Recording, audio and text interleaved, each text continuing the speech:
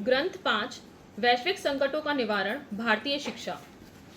पर्व 5 भारतीय शिक्षा की भूमिका। शिक्षा सभी संकटों का हल बता सकती है क्योंकि वह ज्ञान की वाहक है। अनेक प्रकार के हलों में ज्ञानात्मक हल सबसे अधिक कारगर होता है। अतः भारत को समस्याओं का समाधान शिक्षा में ढूंढना होगा। भारत ने अपनी शिक्षा को इस उद्देश्य की पूर्ति हेतु सक्षम बनाना होगा। इसका प्रथम चरण है भारतीय शिक्षा का भारतीय होना। आज भारत की शिक्षा भारतीय नहीं है, यह स्पष्ट ही है। अतः प्रथम इसे भारतीय बनाकर विश्व के संदर्भ में इसे प्रस्तुत करना, विश्व स्थिति का आकलन भारतीय दृष्टि से करना और सुझाव भी भारतीय दृष्टि से देना इसका एक भाग है। इस पूर्व में इन दो प्रमुख बिंदुओं की चर्चा की गई है। अनुक्रमणिका 40 भारतीय शिक्षा का स्वरूप। 41 भारत विश्व को शिक्षा के विषय में क्या कहे। 42 अंतरराष्ट्रीय विश्वविद्यालय। 43 प्रशासक और शिक्षक का संवाद। 44 शिक्षक प्रशासक मंत्री का वार्तालाप 1। 45 शिक्षक प्रशासक मंत्री का वार्तालाप 2। 46 हिंदू धर्म में समाज सेवा का स्थान। अध्याय 40 भारतीय शिक्षा का स्वरूप। भारत में भारतीय शिक्षा की प्रतिष्ठा। विश्वगुरु बनने के लिए, विश्व का कल्याण चाहने के लिए प्रथम भारत में भारतीय शिक्षा की प्रतिष्ठा करनी चाहिए, ऐसा कहकर इस प्रस्तुति का प्रारंभ किया था। हमने देखा कि शिक्षा अपने आप में अकेले में कार्यरत नहीं हो सकती। उसका संबंध राष्ट्र जीवन के सभी आयामों के साथ है। आज तो विश्व स्थिति भी शिक्षा को प्रभावित करती है। इसलिए जब तक अर्थव्यवस्था, राज्य की भूमिका और समाज की स्थिति नहीं बदलती, तब तक शिक्षा में परिवर्तन नहीं हो सकता। परंतु इन सभी व्यवस्थाओं में परिवर्तन होगा कैसे? परिवर्तन की संकल्पना और स्वरूप, परिवर्तन की प्रक्रिया निश्चित कौन करेगा? शासन और प्रशासन तो चाहकर भी यह नहीं कर सकता। यह उनका विषय ही नहीं है। निश्चित ही विश्वविद्यालयों को इस कार्य का दायित्व लेना होगा। इससे एक दुविधा निर्माण होती है। जब तक अन्य व्यवस्थाएं नहीं बदलती हैं, तब तक शिक्षा में परिवर्तन नहीं हो सकता, और जब तक शिक्षा नहीं बदलती, तब तक अन्य व्यवस्थाएं नहीं बदलती। यह परिवर्तन परस्पर अवलंबी है। ऐसी स्थिति में पहल शिक्षा को ही करनी होगी। अन्य व्यवस्थाओं के परिवर्तन की आवश्यकता बताते हुए इन व्यवस्थाओं का प्रारूप तैयार करना होगा। इसकी एक राष्ट्रव्यापी बहस छेड़नी होगी। इन व्यवस्थाओं से संबंधित विषयों के नए पाठ्यक्रम बनाने होंगे। उनके लिए सामग्री तैयार करनी होगी। इन्हें पढ़ाने की व्यवस्था करनी होगी। राज्य और समाज का सहयोग प्राप्त कर अपनी जिम्मेदारी से अध्ययन और अध्यापन करना होगा। इस अध्ययन के अनुसार नई रचनाएं खड़ी करनी होंगी। धीरे धीरे इन व्यवस्थाओं में परिवर्तन होगा, तब व्यापक रूप में शिक्षा में भी परिवर्तन होगा।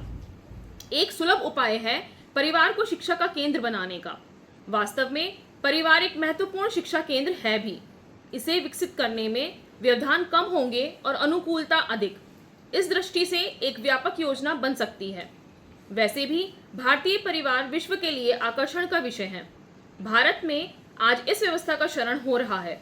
इसे पुनः सुदृढ़ बनाने के लिए सर्व प्रकार की शक्ति लगाने की आवश्यकता है। अर्थशास्त्र और समाजशास्त्र को परिवार केंद्रित बनाकर विस्तार किया जा सकता है। संस्कृति से संबंधित सभी बातों का गृह शास्त्र के रूप में अध्ययन हो सकता है।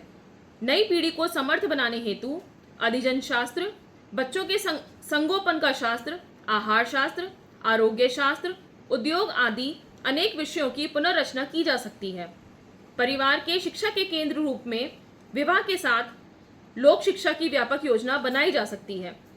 भारतीयता की आवश्यकता, भारतीयता का स्वरूप, भारतीय शिक्षा का स्वरूप, भारतीय शिक्षा की आवश्यकता आदि विषयों पर व्यापक जनमानस प्रबोधन की योजना की जा सकती है।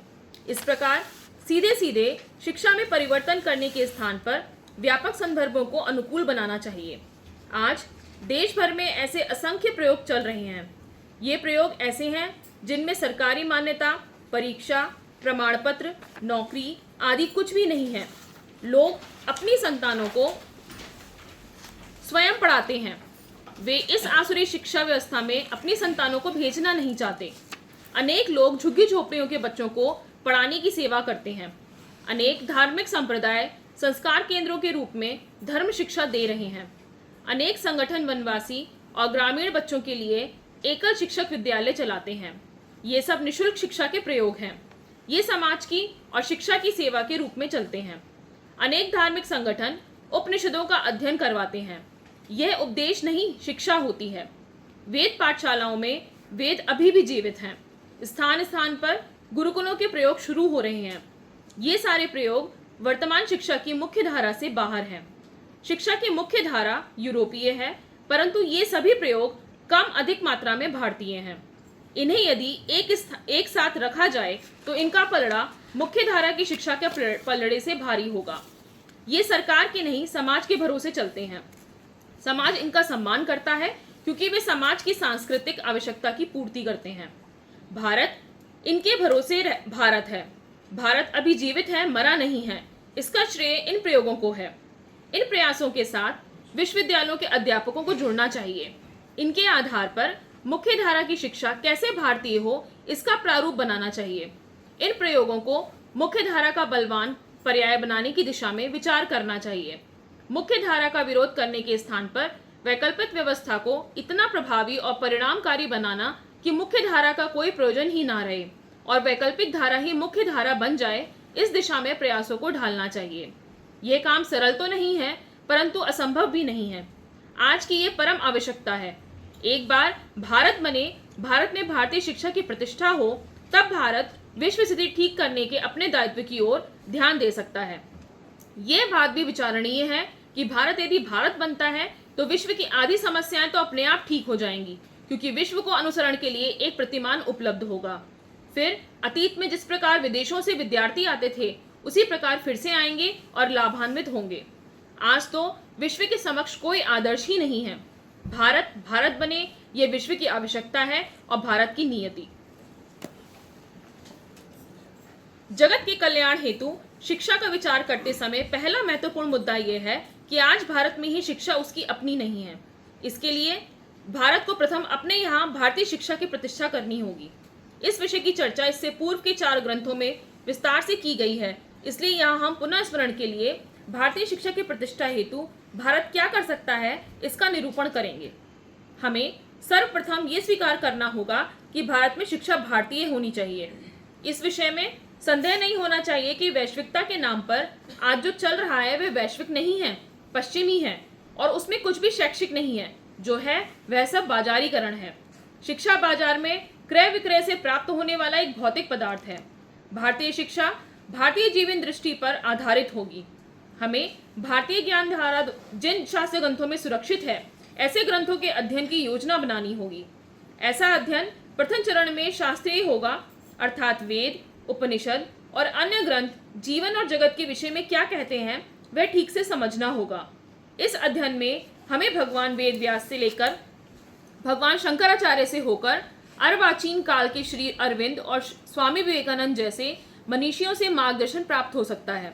इस अध्ययन से हमें अपने आप को आश्वस्त करना होगा और स्वयं को विश्वास दिलाना होगा कि जितना 10,000 वर्ष पूर्व के काल में ये ज्ञान उपयोगी था, उतना ही आज भी है। उसके संबंध में हम विगत काल अथवा आउट ऑफ डेट जैसा शब्द प्रयोग नहीं कर सकते कि बहुना अब यही ज्ञान आज के समय में एकमेव उपाय बचा है। इसका स्वीकार किए बिना विकास के और मुक्ति के सारे मार्ग अवरुद्ध हैं। इसके साथ ही यह बात भी हमें समझनी होगी कि शास्त्रीय अध्ययन को व्यवहारिक बनाना होगा। शास्त्र हमारे व्यवहार को निर्देशित करने वाले होने चाहिए, वे जीवन से अलग नहीं रह सकते। आज हमारी यही समस्या है। भारतीय शास्त्रीय वांगे का हमारे दैनंदिन जीवन शैली से कोई संबंध नहीं रह गया है। हमारे शासन और प्रशासन को, उद्योग और बाजार को, विद्यालयों और घरों को रामायण, महाभारत, गीता के बिना चलता है कि बहुना उसका कोई ज्ञान आवश्यक ही नहीं लगता। भारतीय ज्ञान सर्वथा अप्रस्तुत बन गया है। इसे प्रस्तुत बनाने का काम शिक्षा क्षेत्र का महत्वपूर्ण कार्य है, अर्थात व्यवहारिक अनुसंधान को अत्यंत महत्वपूर्ण विषय बनाना होगा। इस दृष्टि से आज जो शास्त्रों के अध्ययन की पद्धति चल रही है, उसमें भी युगानुकूल परिवर्तन करने होंगे। उदाहरण के लिए आज जो वेद और वेदांगों का अध्ययन चल रहा है, उसे प्राचीन अध्ययन पद्धति को जानने, समझने और सुरक्षित रखने के साथ साथ वर्तमान समय में काम आ सके ऐसी अध्ययन पद्धति का भी विकास करना होगा। प्राचीन पद्धति से अध्ययन करने वाले नई किसी भी पद्धति के प्रति साशंक रहते हैं। उनके वेदों के नष्ट हो जाने का अथवा ज्ञान के दूषित हो जाने का भय रहता है। उन्हें पूर्ण रूप से आश्वस्त करते हुए भी हमें नई पद्धतियों का विकास करना होगा, जिन्हें शिशु अवस्था से ही संस्कृत का और शास्त्रों का अध्ययन करने का भाग्य प्राप्त नहीं हुआ है, परंतु जो भारत जीवन दृष्टि के पक्षधर हैं, भारतीय भाषाओं में जिनका अच्छा अध्ययन है, उनके लिए भारतीय शास्त्र ग्रंथों का अध्ययन सुलभ बनाना चाहिए। जो संस्कृत जानते हैं, शास्त्रीय वांग्य का अध्ययन करते हैं, उन्होंने जो संस्कृत नहीं जानते परंतु अध्ययन करना चाहते हैं, उनके लिए सेतु का कार्य करना चाहिए। इसके लिए विशेष प्रतिभा, शास्त्र और समाज दोनों के प्रति निष्ठा और वर्तमान स्थिति का ज्ञान होने की आवश्यकता है। ऐसा एक वर्ग ज्ञान के क्षेत्र में उभरना आवश्यक है। ऐसा अध्ययन ही वर्तमान समय का निराकरण करने में यशस्वी हो सकता है। भारतीय ज्ञान के इतिहास में ऐसे प्रयास पूर्व में भी हुए हैं। शास्त्रीय ज्ञान को व्यवहारिक बनाने हेतु ही तो समय समय पर स्मृतियों की रचना हुई है। अतः निशंक मन से वर्तमान समय के लिए स्मृतियों की रचना करनी होगी। व्यवहारिक अध्ययन के अंतर्गत हमें विपुल मात्रा में साहित्य का निर्माण करना होगा। समाज जीवन के हर क्षेत्र के लिए ऐसा विपुल साहित्य चाहिए। भारत की सभी भाषाओं में मिलकर ऐसे ग्रंथों की संख्या हजारों में जाने से ही कुछ परिणाम मिल सकता है। हमें शिक्षा के संदर्भों में क्रांतिकारी परिवर्तन करने होंगे। शिक्षा का ऐसा एक क्रांतिकारी सूत्र होगा, शिक्षा आजीवन चलने वाली प्रक्रिया है। इस सूत्र को क्रांतिकारी इसलिए कहना चाहिए कि आज हमने शिक्षा को विद्यालय, परीक्षा, प्रमाण पत्र और अर्थार्जन में ही सीमित कर दी है। अर्थार्जन जीवन का एक अंग है, भले ही वह अत्यंत महत्वपूर्ण अंग हो, तो भी वह जीवन का सार सर्वस्व नहीं है। हमें जीवन के लिए शिक्षा की योजना करनी होगी। हमें जीवन विकास के लिए शिक्षा चाहिए। इसके अंतर्गत अर्थार्जन की शिक्षा का भी समावेश हो जाएगा। अतः गर्भाधान से अंत्येष्टि संस्कार तक की शिक्षा का एक प्रारूप बनाना होगा। ऐसा नहीं है कि भारत के लिए ये सर्वथा नई बात है। विविध रूप में, विविध पद्धति से वह भारत में प्रचलन में रही है। केवल बीच के कालखंड में उसका विस्मरण हुआ है, उसमें खंड हुआ है और शिक्षा की ही क्यों, राष्ट्र जीवन की गाड़ी उल्टी पटरी पर चढ़ गई है। इसलिए आज हमें ये क्रांतिकारी लगता है। नए सिरे से इसका विचार करते समय पूर्व की पद्धतियों की सहायता हम अवश्य लें, परंतु विचार और योजना तो आज के संदर्भ की ही करें। इसी प्रकार से दूसरा सूत्र होगा, शिक्षा सर्वत्र होती है। यह भी सीमाओं को लांघना ही है। हमें विद्यालय का भौतिक अर्थ छोड़ना होगा, अर्थात विद्यालय का भवन, नियत पाठ्यक्रम, नियत समय, नियत अवधि, सीमित उद्देश्य आदि को छोड़कर आवश्यकता के अनुसार व्यक्ति, स्थान, पद्धति, प्रक्रिया आदि का विचार करना होगा। बंधनों और स्वनिर्मित सीमाओं से मुक्त होकर यदि विचार करेंगे तो ध्यान में आएगा कि जीवन के प्रारंभ के साथ ही शिक्षा का प्रारंभ होता है। जीवन का प्रारंभ घर में होता है तो शिक्षा का प्रारंभ भी घर से ही होगा। जिन जिन के साथ संपर्क होता है उन सबसे कुछ ना कुछ सीखा जाता है। जीवन के प्रारंभ में माता पिता से, घर के अन्य सदस्यों से, घर में आने वाले अतिथि अभ्यागतों से संपर्क होता है। घर से बाहर पड़ोसियों से, मित्रों से, सगे संबंधियों से संपर्क होता ही है। साधु संतों, महात्माओं, विद्वानों से संपर्क होता है। यही क्यों दुर्जनों से, चतुर व्यक्तियों से, शठों से भी पाला पड़ता ही है। व्यापारी, कर्मचारी, अधिकारी आदि से संपर्क होता है। इतना ही नहीं, जन्म से संबंधित पूर्वजों के रूप में कुल 71 कुलों से संपर्क स्थापित होने के बाद ही हमारा जन्म होता है। इन सब से हम जाने अनजाने, चाहे अनचाहे सीखते ही रहते हैं। हम किसी को रोक नहीं सकते, ना अपने आप को बचा सकते हैं। शिक्षा की प्रक्रिया का इन सभी बातों से संबंध है। इस बात की हम उपेक्षा नहीं कर सकते। इसी विशाल क्षेत्र को इस दृष्टि से हमारे यहाँ प्रमुख 3 केंद्रों में केंद्रित किया है। ये 3 केंद्र हैं, घर, विद्यालय और समाज। यह बात सही है कि हमने शिक्षा इस संज्ञा को विद्यालय के साथ जोड़ा है और घर और समाज भी विद्यालय हैं, ऐसा कहने का प्रचलन बनाया है। इसी कारण से कदाचित आज घर और समाज विद्या केंद्र के रूप में विस्मृत हो गए और विद्यालय बाजार के साथ जुड़ गया। हमें इसे ठीक करना होगा। शिक्षा को ही इन अस्वाभाविक बंधनों से मुक्त करना होगा। शिक्षा का तीसरा महत्वपूर्ण सूत्र होगा, शिक्षा राष्ट्रीय होती है। आज वैश्विकता के संदर्भ में हमारा मानस बहुत उलझ गया है। हमें वैश्विकता का मोह हो गया है। यहाँ तक कि हम प्राथमिक शिक्षा भी अंतर्राष्ट्रीय बोझ से संलग्न होकर लेना चाहते हैं, परंतु यह व्यवहारिक नहीं है। हमें अपनी समझ को ठीक करने की आवश्यकता है। तात्विक दृष्टि से हमें वैश्विक बनना है, परंतु व्यवहारिक दृष्टि से हमें परिवेश के संदर्भों से ही जुड़ना होगा। जैसे कि हमें विश्व की सभी स्त्रियों के प्रति माता और बहन जैसा आदर और स्नेह हो सकता है कि बहुना होना ही चाहिए, परंतु जैविक दृष्टि से हम जन्म देने वाली स्त्री को ही माता और उस माता की कोख से जन्मी लड़की को ही बहन कह सकते हैं। उस माता और बहन के प्रति जो भावना है उसका विस्तार जगत की स्त्रियों के प्रति हो सकता है। इसी प्रकार हम सामाजिक संबंधों में कुल, गोत्र जैसे रक्त संबंधों से जुड़े हैं। इसी प्रकार हम विश्व मानस होने पर भी राष्ट्रीय दृष्टि से भारत के ही नागरिक हो सकते हैं और सांस्कृतिक दृष्टि से भारत के राष्ट्रीय। हमारा विश्व नागरिकत्व राष्ट्र के माध्यम से ही सिद्ध होता है। यदि हम भारतीय नहीं हैं तो वैश्विक भी नहीं हो सकते। विश्व नागरिकता आर्थिक या राजकीय विषय नहीं है, आध्यात्मिक विषय है और संस्कृति और राष्ट्र को पार करके ही हम वैश्विक हो सकते हैं। इसलिए सर्व प्रकार के व्यवहारिक संदर्भों के लिए राष्ट्रीयता ही हमारे लिए अंतिम संदर्भ है। राष्ट्र का संबंध स्वभाव से है, धर्म से है, संस्कृति से है। इन सबको एक पीढ़ी से दूसरी पीढ़ी को हस्तांतरित करने का एकमात्र साधन शिक्षा है। इसलिए भी शिक्षा राष्ट्रीय होनी चाहिए, इस विषय में हमें कोई संदेह नहीं होना चाहिए।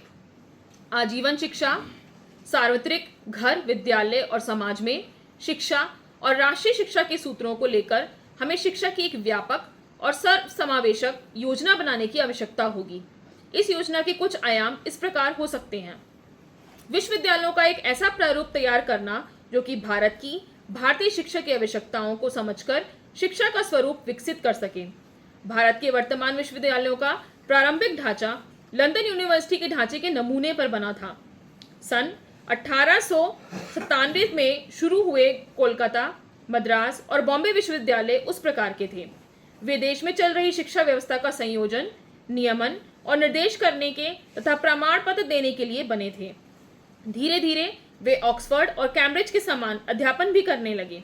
वर्तमान में वे हार्वर्ड जैसे विश्वविद्यालयों को भी आदर्श के रूप में मानने की स्थिति में पहुंचे हैं, परंतु भारतीय विश्वविद्यालय का आदर्श लंदन, ऑक्सफोर्ड या हार्वर्ड तो नहीं हो सकता। हाँ, तक्षशिला, नालंदा, काशी आदि तो हो सकते हैं। तक्षशिला और नालंदा का तो नाश हो गया, परंतु काशी तो अभी भी जीवित है।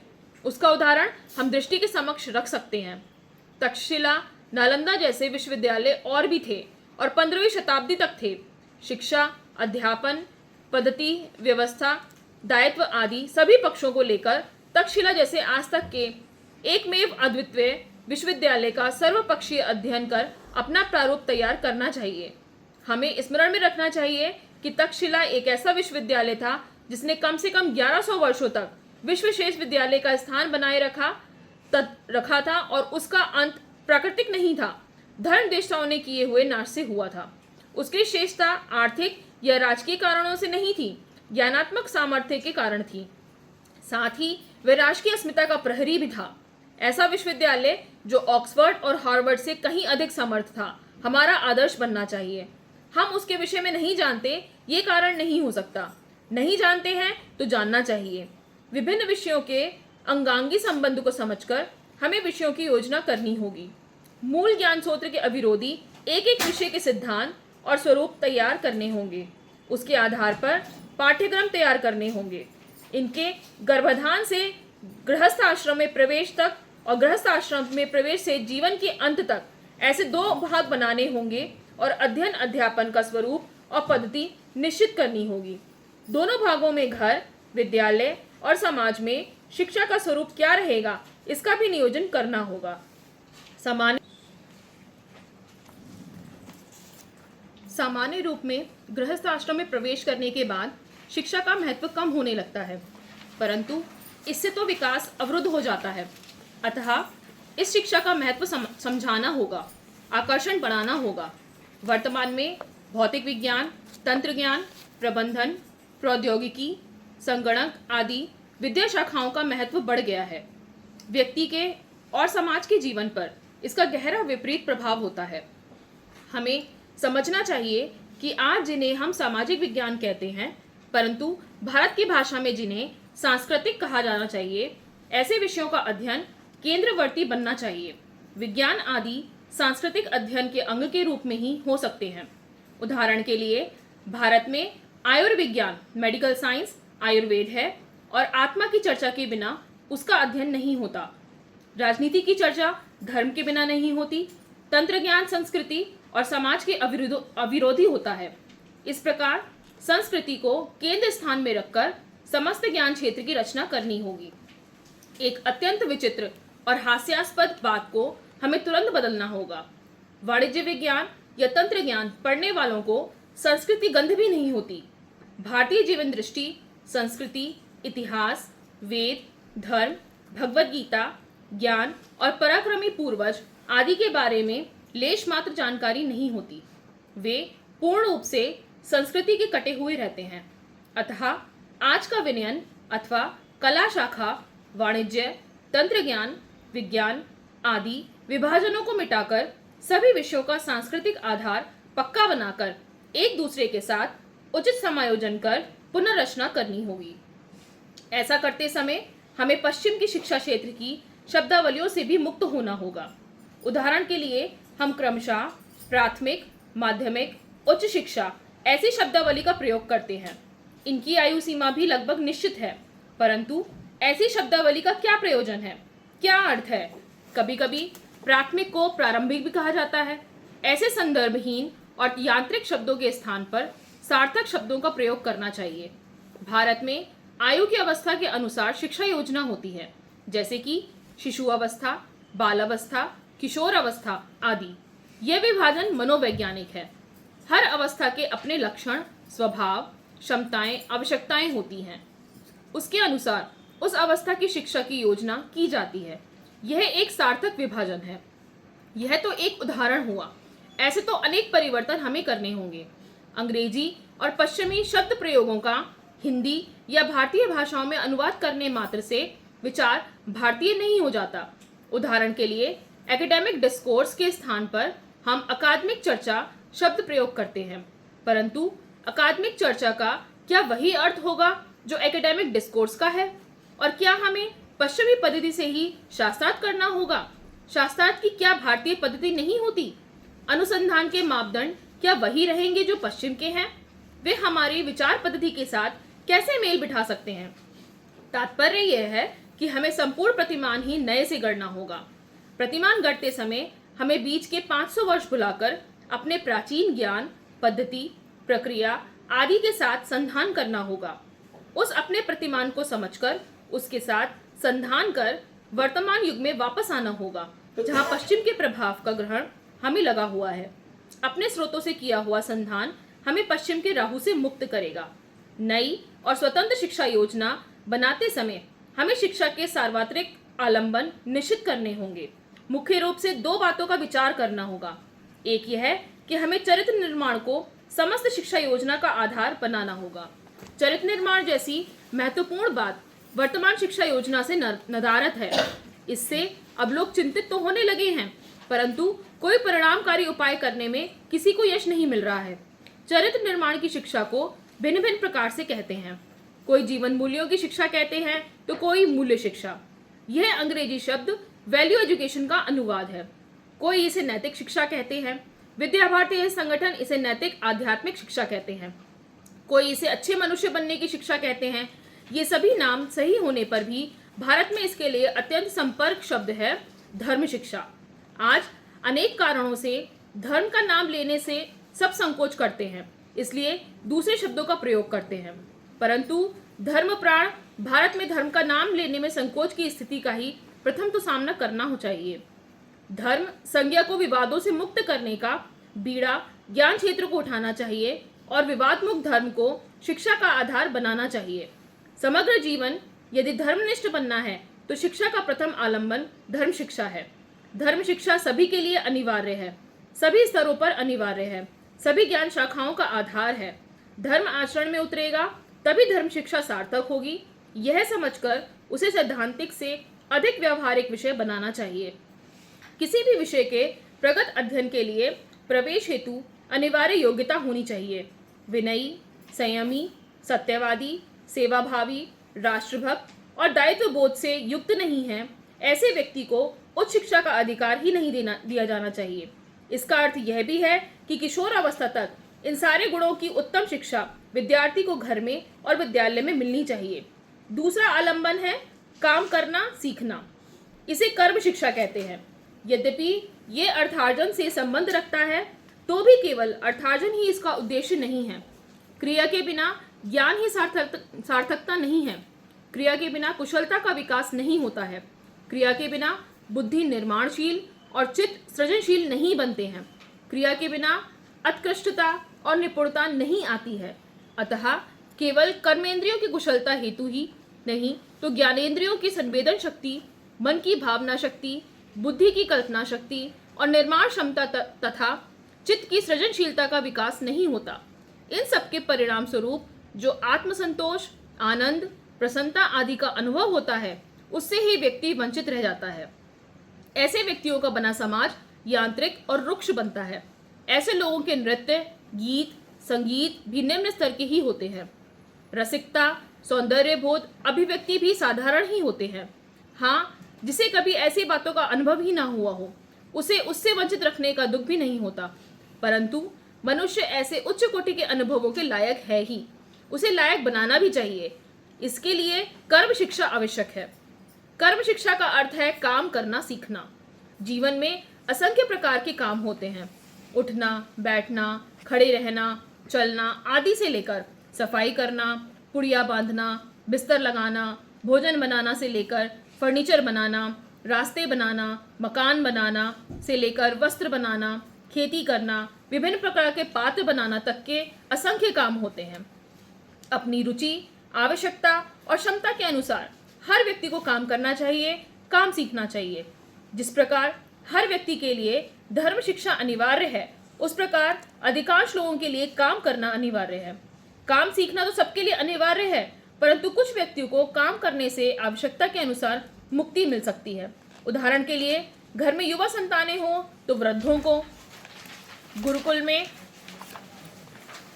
विद्यार्थी हों तो गुरु को, रुग्णों को, अपाहिजों को, दुर्बलों को काम करने से मुक्ति मिल सकती है। शेष सबको तो काम करना ही है। व्यक्ति का और राष्ट्र का अर्थार्जन और अर्थोत्पादन काम के अनुपात में ही होना चाहिए। यदि काम कम कर यंत्रों के सहारे अधिक उत्पादन शुरू किया तो संपूर्ण विश्व में अर्थ संकट पैदा होता है। इतना ही नहीं तो राष्ट्रों में विषमता बढ़ती है। शोषण, भ्रष्टाचार, भुखमरी, बेरोजगारी, दारिद्र्य जैसे सारे अर्थ संकट निर्माण होते हैं। आज वही हो रहा है। परंतु धर्म शिक्षा और कर्म शिक्षा के अभाव में ये समझ में ही नहीं आता कि कर्म संस्कृति के अभाव से ये संकट पैदा हुए हैं। हमारी स्थिति ऐसी है कि हमें कर्म भी नहीं चाहिए और संकट भी नहीं चाहिए, परंतु ऐसा होना असंभव है। कर्म नहीं करेंगे तो संकट बढ़ेंगे ही, और संकट से मुक्ति चाहिए तो कर्म अर्थात काम तो करना ही होगा। वास्तव में काम करने में ही आनंद का अनुभव हो, ऐसी शिक्षा होनी चाहिए। भारत ने पूर्व में ऐसा अनुभव लिया ही है। कुम्हार, किसान, गारा तैयार करने वाला, वस्त्र बुनने वाला आदि कारीगर अपने काम के साथ गीत, नृत्य, कथा आदि को जोड़ते थे और काम का आनंद लेते थे। जिनकी धर्म शिक्षा और कर्म शिक्षा अच्छी हुई है, उसे ही शास्त्रों के अध्ययन का अधिकार है। वास्तव में शास्त्र शिक्षा को लेकर हमें साहस या धृष्टता दिखानी पड़ेगी। धर्म शिक्षा सबके लिए अनिवार्य है, कर्म शिक्षा अधिकांश के लिए अनिवार्य है, परंतु शास्त्र शिक्षा न तो सबके लिए अनिवार्य है न आवश्यक। वास्तव में समाज के 5 या 10% लोगों के लिए ही शास्त्र शिक्षा आवश्यक है। सबके लिए शास्त्र शिक्षा का निषेध नहीं है, परंतु शास्त्र शिक्षा को लेकर कुछ बातों की स्पष्टता होनी चाहिए। जो जिज्ञासु है, तत्पर है, सब कुछ छोड़कर अर्थात सुख वैभव को छोड़कर शास्त्रों को अध्ययन करने के लिए तैयार होता है, वही शास्त्र शिक्षा ग्रहण कर सकता है। शास्त्रों का अध्ययन करने वाले, उसमें युगानुकूल परिवर्तन करने वाले, लोक व्यवहार को शास्त्रों के आधार पर परिष्कृत करने वाले और नए शास्त्रों की रचना हेतु तत्पश्चर्या करने वाले ही शास्त्रों का अध्ययन करें, ये उचित है। वर्तमान में ऐसे लोगों के अभाव में उच्च शिक्षा की जो दुर्दशा हमने की है, वह समय, शक्ति, बुद्धि, धन, अन्य संसाधन आदि का आपराधिक अपव्यय है। इससे न शास्त्र को लाभ है, न समाज को, न पढ़ने वाले को। परंतु हमने मोह की पट्टी बांध रखी है, इसलिए प्राथमिक विद्यालयों की तरह महाविद्यालय भी खोलते जा रहे हैं। देश का युवा धन निष्क्रिय, निधार्मिक और अज्ञानी रहकर निरुपयोगी हो जाता है। इसलिए शास्त्र शिक्षा के बारे में हमें पुनर्विचार करना चाहिए। 125 करोड़ के देश में 10% के हिसाब से 12 करोड़ 50 लाख और 5% के हिसाब से 6 करोड़ 25 लाख लोग शास्त्रों से परिचित होने चाहिए। कुल जनसंख्या की यदि 1/4 हम विद्यार्थी मान लें तो लगभग 36 करोड़ विद्यार्थी होंगे। उनका 5% शास्त्रों की शिक्षा हेतु योग्य समझें तो हमें 1 करोड़ 80 लाख और 10% लें तो 3 करोड़ 7 लाख छात्रों के लिए उच्च शिक्षा की व्यवस्था करनी होगी। उच्च शिक्षा के लिए इतने छात्र देना किशोर अवस्था की शिक्षा का दायित्व है। यदि इतने भी छात्र वास्तव में उच्च शिक्षा हेतु न आए तो आज के प्राथमिक और माध्यमिक विद्यालयों की विफलता मानी जानी चाहिए। परंतु शास्त्र शिक्षा के लिए योग्य नहीं है, ऐसे लोगों ने शास्त्रों का अध्ययन नहीं करना चाहिए। देश में अध्ययन, अनुसंधान, शास्त्र परिष्कृति, शास्त्रों की रचना, साहित्य का निर्माण, ज्ञान क्षेत्र को समृद्ध बनाना, प्रजा और राज्य का परामर्शक बनना, राज्य और समाज के संचालन हेतु नीतियां बनाना शास्त्र शिक्षा का काम है। इनके विद्यार्थियों और अध्यापकों को विद्वान कहना चाहिए। ये प्रथम सज्जन हैं, दूसरे क्रम में कार्यकुशल हैं और फिर विद्वान हैं। ये देशकाल परिस्थिति के ज्ञाता हैं, आए हुए और भविष्य में आने वाले संकटों को जानते हैं और उनके लिए उपाय योजना करते हैं। ये शासक और प्रजा को सावधानी भी करते हैं और मार्गदर्शन भी करते हैं। राज्य और प्रजा का हित उनके आश्रम में सुरक्षित है। ये निस्वार्थी हैं, निरभिमानी हैं और विद्याव्रती हैं। किसी भी राष्ट्र की ये अमूल्य निधि होते हैं। शास्त्र शिक्षा के केंद्रों की एक महत्वपूर्ण जिम्मेदारी है ज्ञान परंपरा को खंडित नहीं होने देना और उत्तरोत्तर समृद्ध बनाना। इसलिए भविष्य के लिए अपने ही जैसे और अपने से भी अधिक योग्य नई पीढ़ी के उत्तराधिकारी तैयार करने का दायित्व उच्च शिक्षा को निभाना है। ज्ञान क्षेत्र की उत्कृष्टता कम नहीं होने देना भी उनका दायित्व है। इसलिए उनकी सोच व्यक्तिगत नहीं, राष्ट्रीय होनी चाहिए। समस्त प्रजा का अज्ञान दूर करने हेतु लोक शिक्षा की योजना करना भी उनका ही काम है। संक्षेप में संपूर्ण राष्ट्र का ज्ञान क्षेत्र इनके आश्रम में रहता है। इन्हें साथ, सहकार और मार्गदर्शन या परामर्श मिलता है धर्म क्षेत्र से। वास्तव में धर्म क्षेत्र और शिक्षा क्षेत्र का संबंध एक सिक्के के दो पहलू जैसा है, एक के बिना दूसरा होता ही नहीं है। शिक्षा का प्रयोजन भी राज्य और प्रजा को धर्म सिखाना है। इस प्रकार शास्त्र शिक्षा का क्षेत्र संख्या में छोटा परंतु महत्व की दृष्टि से बहुत बड़ा है। इस दृष्टि से देखें तो वर्तमान भारत में शिक्षा की दुर्गति की परिसीमा है। एक ओर तो हमारी चाह है कि हम विश्व कल्याणकारी विश्व गुरु बने, एक और विश्व की यह अनिवार्य आवश्यकता बन गई है और दूसरी ओर हमारी स्थिति अत्यंत शोचनीय है। पश्चिम के प्रभाव से मुक्त हुए बिना भारत नहीं बन सकता, अपने में स्थिति नहीं हो सकता और ऐसे हुए बिना विश्व के तो क्या, उसके अपने संकट भी दूर नहीं हो सकते। राज्य के या उद्योगों के, सत्तावान या अर्थवान के प्रयासों से ये होने वाला नहीं है। यह तो ज्ञानवान लोगों से ही होगा, धर्माचरणी लोगों के द्वारा ही होगा। भारत के विश्व कल्याण के महान अभियान के लिए केवल 1 करोड़ 80 लाख लोगों की ही आवश्यकता है। देश में अभी 665 विश्वविद्यालय हैं। इनमें से 2 करोड़ विद्यार्थियों और अध्यापकों को चयन करना कोई बहुत कठिन तो नहीं है, केवल तय करने की आवश्यकता है। परंतु तय कौन करे, यह समस्या है। वर्तमान में देश की शिक्षा राज्य के अर्थात शासन के हाथ में है। राज्य शिक्षा क्षेत्र में ऐसा कोई साहस दिखा नहीं सकता, उसकी अपनी ही अनेक मर्यादाएं हैं, बंधन है।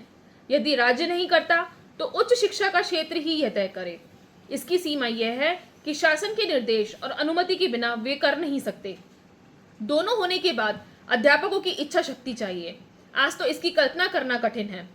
विश्वविद्यालयों को साथ में जोड़ते हुए संगठित करने वाली कोई रचना नहीं है। विश्वविद्यालय अनुदान आयोग सभी विश्वविद्यालयों को अपने हाथ जोड़े रखता है, परंतु ये आर्थिक पक्ष ही देखता है। यदि सरकार इसे विश्वविद्यालय शिक्षा आयोग बनाकर इसे शैक्षिक संगठन का रूप दे और इसका एकमात्र कार्य शिक्षा को भारतीय बनाने का ही निश्चित किया जाए तो स्थिति बदलना शुरू हो सकती है। दूसरी एक आशा है देश में चल रहे अखिल भारतीय स्तर के शैक्षिक और सांस्कृतिक धार्मिक संगठनों से धर्म और शिक्षा एक साथ मिलकर भारतीय शिक्षा की प्रतिष्ठा करना निश्चित कर लें तो यह कार्य हो सकता है।